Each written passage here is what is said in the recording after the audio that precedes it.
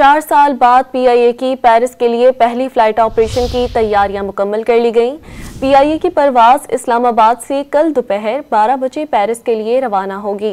परवाज पीके 749 जुम्मे की दोपहर 300 से जायद मुसाफिरों को लेकर रवाना होगी। वज़ीर दिफा और हवाबाजी ख्वाजा आसिफ समेत दीगर आला अफसरान परवाज को रुखसत करेंगे।